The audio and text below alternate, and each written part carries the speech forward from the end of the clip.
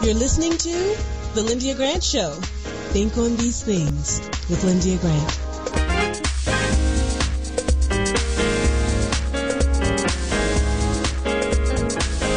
Well, good evening, Radio 1 listeners. Welcome to today's show.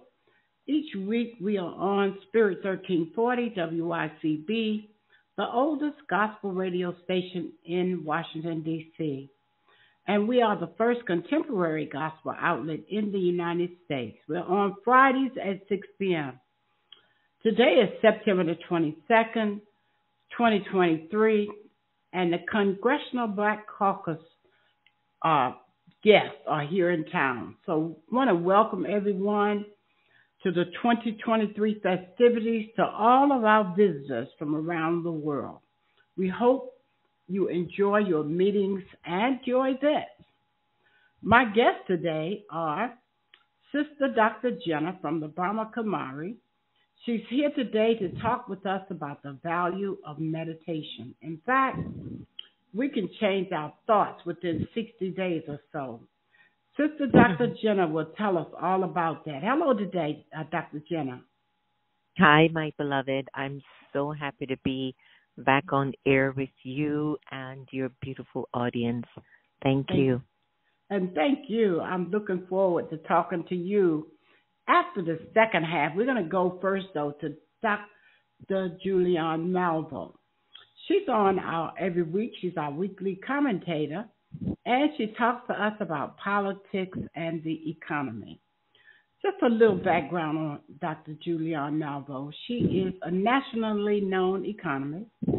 She's the former dean of the New College of Ethnic Studies at California State University, Los Angeles. She is one of two President Emeritus, Bennett College in Raleigh, North Carolina.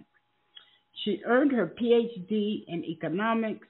She's a world traveler and speaker, president of Push Excel, the youth organization founded by Reverend Jesse Lewis Jackson out of Chicago, Illinois, and a whole lot more. Hello to you, Dr. J. Welcome to today's show. Hey, Lyndia. It's always a pleasure to be with you, and there's so much news going on. Well, there's always a lot of news going on, but you know, this has been an interesting week. Let me start with the threatened government shutdown. Mm-hmm. The Republicans are having a civil war, it appears. They cannot get along. Some of them want not to have government shutdown. Every time government shutdown costs money. It costs a lot of money, millions of dollars per. And even though most of the time it's settled, once the government shuts down, it's settled in a couple of days, the people who, some people have to work without pay, like the FEMA and others. They're emergency workers, so they have to work without pay. Others, they're shut down. Head Start, food stamps, all those things. If you're getting those things at the end of the month, this is September 30th. September 30th, if they don't come to a deal, government shuts down. But the Republicans can't get it together. Many of them think this is silly, like let's just do this.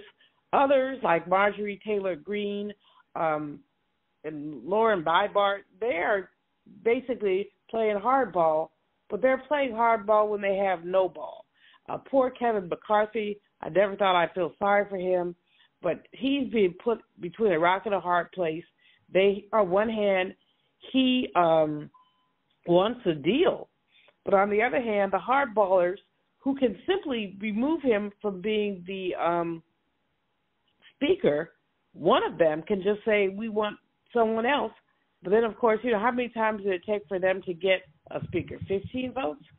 Who are they going to put up instead of McCarthy? So the government shutdown possibility is still there. It will have major impacts on the economy. They will probably not come to a deal until the very last minute if they get to one at all. Now, meanwhile, we have more governmental shenanigans. Tommy Tuberville, the senator from Alabama, has said he would not allow what usually happens is for everybody from the military who needs a promotion to be voted on at one time. He says no because he's angry that the military has a policy that if you need an abortion and you happen to be in a state that does not allow abortion, you can use your government benefits. They will pay you to go to another state. You will take time from your sick time, and you will take care of your health business. He doesn't like that policy.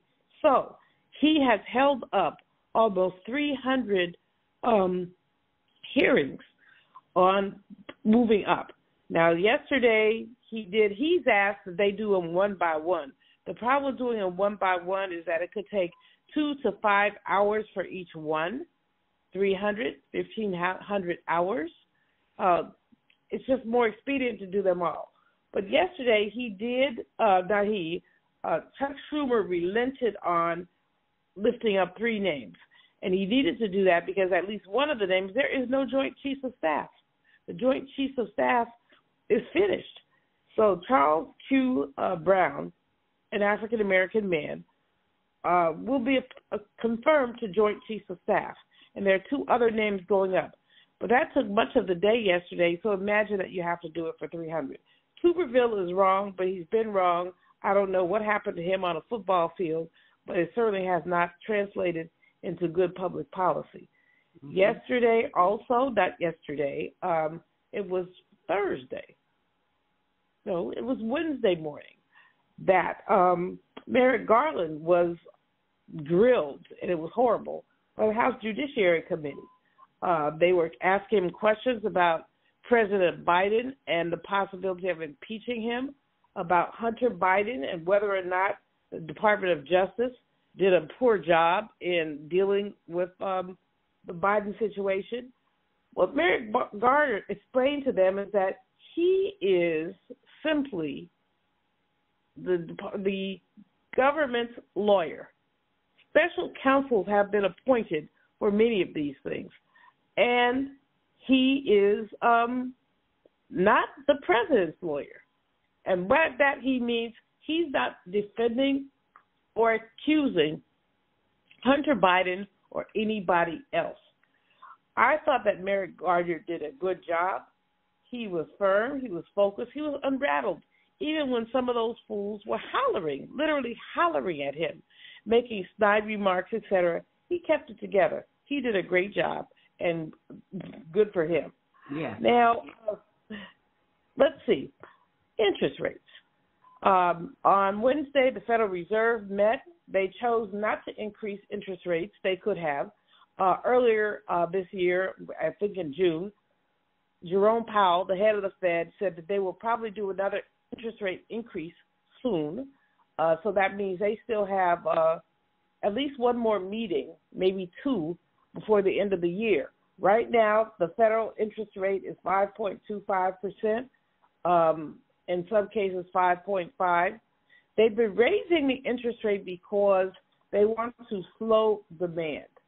They want to, it's more expensive now to buy a car. It's more expensive to buy a house. If you're doing anything with interest, it's more expensive. For a house or a car, you're going to end up paying a couple $100 more per month than you did in June, and you'll end up paying probably $400 or $500 a month more than you did this time a year ago. This is a really sticky wicket because President Biden wants to get reelected, but the Fed is a completely separate agency, which means the Fed does not dance to President Biden's tune. They really don't dance to anybody's tune. They're the Federal Reserve. They're independent. So when you look at this, the Fed is trying to slow demand. They want to slow inflation. But you go to the grocery store, and the same groceries you paid $100 for last week are now $104. You're not feeling President Biden. So this is a very sticky time for the president, and we'll see what happens. But I think that if the interest rates go up, the government is going to have to do something. The Fed is going to have to do something. Not the Fed, but the Congress. And, Congress does not sit horses with President Biden. Mm-hmm. Now, finally, let's talk for a minute about what's going on in Washington this week. It's Congressional Black Caucus Week. Congressional Black Caucus Foundation has having its annual legislative forum. It began on Wednesday, and it continues through Saturday, where there will be their Phoenix Awards dinner.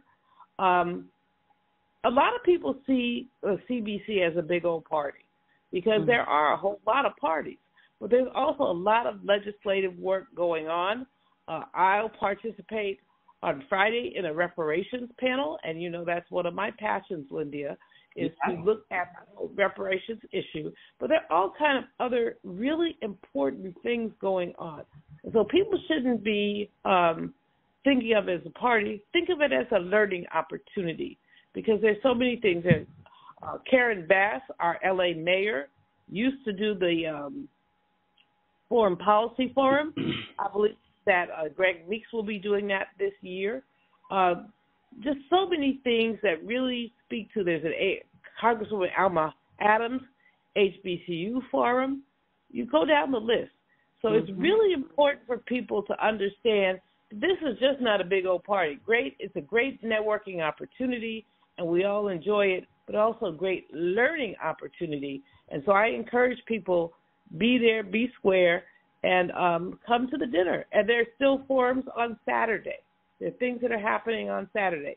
So just go online, figure it out. And this is, last year was the first year back after COVID. Attendance was down. This year, it seems a little light, but it will pick up. And if you care about Black people and you want to be educated, come on out. All right. Well, thank you, Dr. Julian. We look forward to hearing from you this week and next week, and we'll see you at the caucus. Absolutely. I'll see you there. All right. Thank you. Bye. If it wasn't for my care coach at AmeriHealth, I probably wouldn't be so healthy right now. As a man, we don't get checkups or see a doctor regularly anyways. It's probably just a man thing because none of my partners go either. We know we should, but we just don't, and hope it works out. So what changed for you? AmeriHealth assigned me a care coach, somebody that gives one-on-one help, answer questions, explain things, and help set my appointments. She also helped me understand what having high blood pressure really means and ways to manage it so it doesn't kill me. It ain't nothing to play with. If you're a member of AmeriHealth, ask for a care coach. I'm glad I got mine. At AmeriHealth, if you need a care coach, you can have one. Just call us at 1-877-759-6224 to get connected. 1-877-759-6224. This program is funded in part by the government of the District of Columbia Department of Healthcare Finance. Mayor Muriel Bowser. Washington Informer religion columnist Lyndia Grant. Who Moved My Cheese is a book about two types of people, those who accept change quickly and move on, and those who hem and haw and try to figure things out. They didn't see change coming and waste valuable time trying to figure out what happened. How did this happen to me? Let's call this group procrastinators. The lesson inside the cheese story is simple. Life is change. Brother said it best when he said, if I accept you as you are, I will make you worse. However, if I treat you as though you are what you're capable of becoming, I help you become that. We must change and keep moving. The Bible tells us to seek and you shall find, knock and the door will be open unto you, ask and it shall be given. Read more in the religion column of the Washington Informer, an award-winning African-American newspaper. We don't report crime or gossip, just positive news. Pick up the Washington Informer or visit us online at WashingtonInformer.com. Call 202-561-4100 for more information. This is Frank Smith with the African American Civil War Museum in Washington, D.C., located at 1925 Vermont Avenue Northwest on the Green Line. Did you know that a recent study found that children who visit museums do better in school and in life than children who do not? So parents, teachers, and preachers, let's get moving. I promise you, if you bring your children to the African American Civil War Museum, they will be inspired by the images that they see. They will be impressed by our living history reenactors who are always available, and they will be involved in our scavenger hunt that takes them throughout our exhibit. That's the African American Civil War Museum, 1925 Vermont Avenue. Our hours are 10 to 6:30 on weekdays, 12 to 4 on Saturdays and Sundays. See it. Be inspired. And we are back. We've had our commercial break. Now we're going to go to our second guest. Our second guest today, Dr. Jenna, Dr. Jenna. I'm going to give you a little bit of her bio before we start talking about meditation. Sister Dr. Jenna is the author of the book Meditation, Intimate Experiences with the Divine Through Contemplated Practices, which includes over 30 contributing authors. As an acclaimed, trusted spiritual mentor, she's committed to bridging divides in societies and building relationships between global influencers.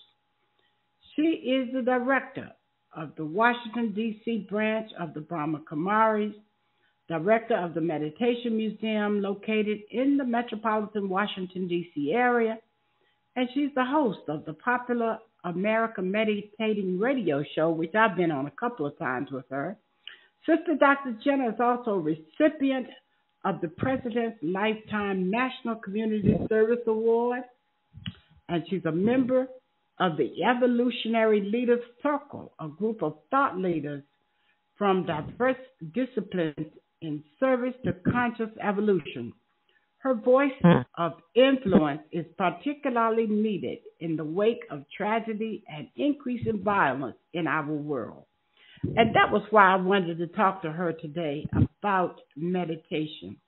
My thought about meditation, and Sister Dr. Jenna can let me know if I'm wrong, that people can change the way they think, but they have to purposely plan when they're beginning their meditation. I did it listening to a meditation by Wayne Dyer when I was starting my radio show. Every morning at about 4:30 a.m., I would get up and see myself in the radio station, and it worked so well because the more I did it each day, the closer I got, and the more determined I became to making it happen.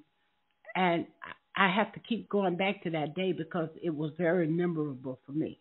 So, Sister Jenna, it's a pleasure to have you. Your work is promoting meditation and unity, has touched so many. Can you start by briefly sharing what led you to embrace meditation and the spiritual journey that you're on? Sure, Lyndon. Thank you for having me back on again.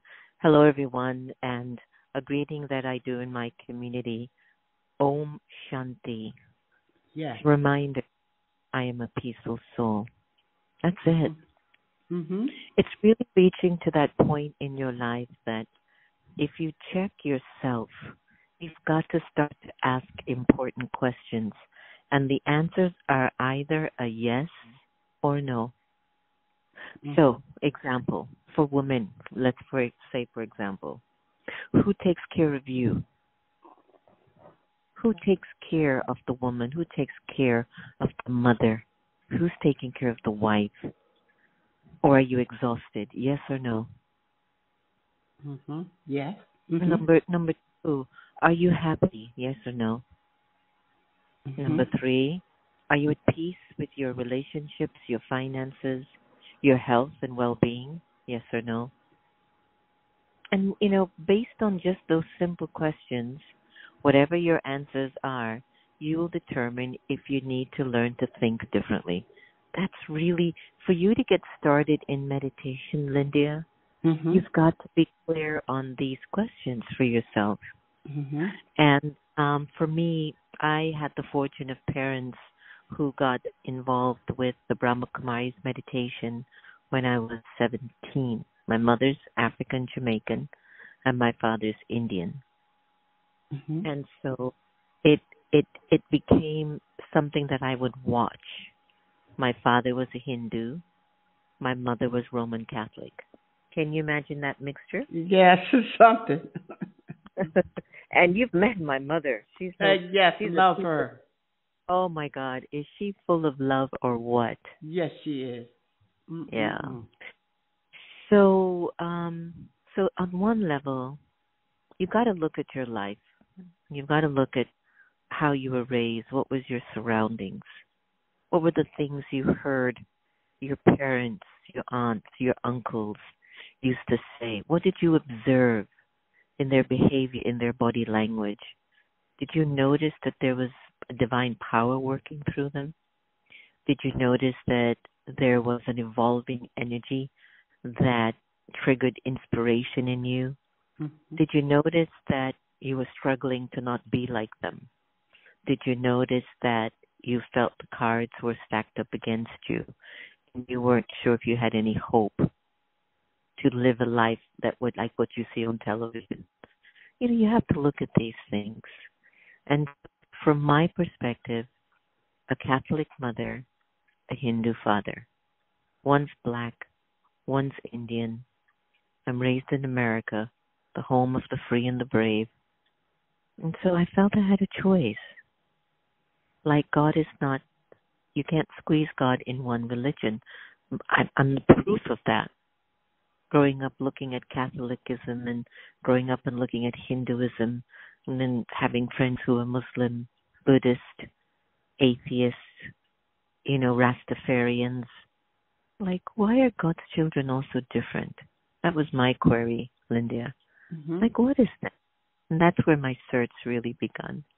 Mm-hmm. And the beginning of meditation for me was to really ask these questions. And I want to urge your beautiful listeners, start to ask these questions to yourself and listen to the answers that return their voice or their sound to you. And from that, something within you will want to change. And that will be first your thinking, your interpretation, mm-hmm. your understanding of yourself. Does that make sense? Yes, it does. It does. Yeah, so it's a special feeling that can come when you're truly meditating, because meditating means that you shut down the outside world. Help us understand that word, meditating, so that if someone wanted to try even on their own, meditating is really going inside of your head and shutting the world out and thinking about something. Help me with that. I think it starts with the questions that I just offered everyone on a plate. And mm-hmm. then when the answer comes, you will become very engaged with the internal dialogue mm-hmm. that starts to take place within mm-hmm. you. Mm-hmm. And so it feels as if the external world governed by the five senses just doesn't have as much influence over you as the world behind your eyes. So the first and foremost thing about meditation is that it's going to heal you. Mm-hmm. When you practice meditation, it will heal the deep-rooted traumas of things you have gone through in the past. Mm-hmm. How it gets healed is that when you start to listen to your thoughts, when you start to go inside and look at the person you have become, then you will realize all of that which is you, or all that is happening around you, is because of energy and it's because of something that you're carrying in you as an emotion, as a feeling. So the first step of meditation is to be aware that the healing starts at a thought level, starts inside of the soul, the spirit, the light that you are. And that soul has been dying to get your attention, but we've been so focused on the five senses, we've not addressed the sixth sense, which is the spirit, the light. So meditation focuses on the light within. So simply, you go inwards. Like, let me give you an example now. Let's say, Lyndia and everyone, let's just take a deep breath. You breathe in, mm-hmm. and then you breathe out, and you breathe out. Mm-hmm. You breathed in. Your breath went in to give life, and the life is within you. Now each breath is connected to a thought. What were you thinking? Where were you? Where did you go inside? So when you start to meditate, you focus your attention on an energy behind your eyes. There's a light, there's a sparkle of energy that you are behind your eyes, the soul. You've seen the image. You see it all the time. You look at Jesus' face and he's lit up and there's a spark between his eyes, or there's light in his eyes. That's the soul. And it's in that energy of the soul you're going to be doing all your conversation with the self. Who am I? I'm an immortal, eternal, imperishable being of pure energy. You just say that to yourself for a minute and observe the feelings. Sister Jenna, I want to know if you can do maybe about a 1 or 2 minute, because we don't have a lot of time. When we get started talking, I want you to do a meditation, and I want you to tell people how they can tune in to hear you, or go to some of your YouTube or something that they can do. Yeah. Sure. So listen, everyone.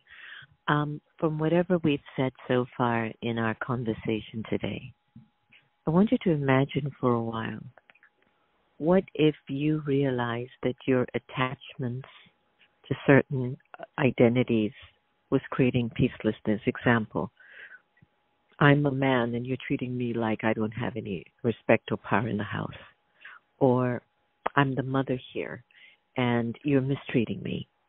Or I'm black and so I have just as much privilege as anyone to eat and to go wherever I want to go. But you bump into somebody who doesn't care about the color of your skin, and it hurts your feelings that you're dishonored. So what if you chose to disconnect from the labels and step into the power of the soul? So here goes the simple meditation. Consider just for a moment you're going to let go of your attachment to your name, your gender, your role, your title, your religion, your nationality, and even your body. And when you let go and detach from the idea that maybe I'm not all of that, and who am I and what am I, how do I feel? When you start to feel something enormously big in you, bigger than the attachment to the labels, you step into the God zone. And that zone starts to speak through your gender, your name, your role, your title, your religion. And it transcends whatever anyone wants to do or not do in front of you, around you, for you. You go beyond it. That's the benefit of meditation. It's having awareness. It's letting go of the limited ideas and concepts. But it has to be consistent, Lyndia. It has to be a consistent practice that everybody needs to do. And listen, everyone, if you're not meditating, I don't know how you're taking care of yourself. Prayer is good, but meditation means you listen. You listen to those thoughts and you transform them immediately. We now have a new project out. It's called Meditation on Wheels. We have a beautiful meditation RV. We come to you, whether you are holding an event at your home or at your workplace, your business, for your staff, department stores, schools. We'll come to you, and we have an instructor available for you, and they can guide you into meditation, and it's free of charge. And our meditation museum, which is near Lyndia. If you ever feel like coming out to the museum, just come out and see us. I love Lyndia. I love her guest. I love her show. And thank you, Lyndia, for always supporting meditation and emotional wellness. All right. Thank you for being my guest today. Sister Dr. Jenna. Meditation Museum is located right there at the bridge. What is it? 78? It's Georgia Avenue. No, 9525 Georgia Avenue. 95. Okay, 9525 Georgia Avenue, right there when you're getting ready to get on 495. You'll look over to your right and you see Meditation Museum. All right, that does it for talking to Sister Dr. Jenna. I close with this. Earl Nightingale once said, words, thoughts, and deeds have a boomerang effect. So be careful what you send out. We do become what we think about. And Scripture says, my people perish for the lack of knowledge. So think on these things. From the Lyndia Grant Show, I'm your host, Lyndia Grant. Until next week, good day.